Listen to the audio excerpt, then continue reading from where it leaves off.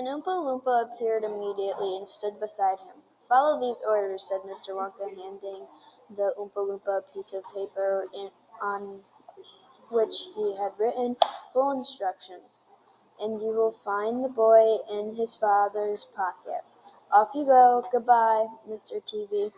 Goodbye, Mrs. TV. And please don't look so worried. They'll come out in the wash. You know, every one of them." At the end of the room, the Oompa Loompas around the giant camera were already beating their tiny drums and beginning to jog up and down the rhythm. "There they go again," said Mr. Wonka. "I'm afraid you can't stop them singing." Little Charlie caught Grandpa Joe's hand, and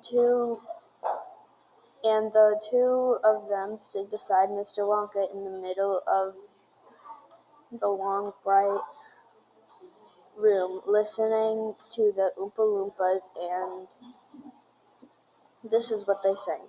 "The most important thing we've learned so far, as children are concerned, it's never, never, never let them near your television set, or better still, just don't install the idiotic thing at all.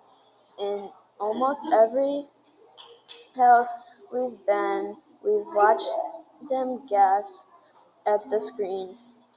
They loll and slop the tongue about and stare until their eyes pop out. Last week in someone's place we saw a dozen eyeballs on the floor. They sit there and stare and stare and sit until they're, hypnotized by it, until they're absolutely drunk with all the shocking, gasping junk. Oh yes, we know it keeps them still. They don't climb out the windows still. They never fight or kick or punch. They leave you free to cook the lunch and wash the dishes in the sink. But you never stop thinking to wonder just exactly what this does. Your beloved tot. It rots the senses in the head. It kills imagination dead.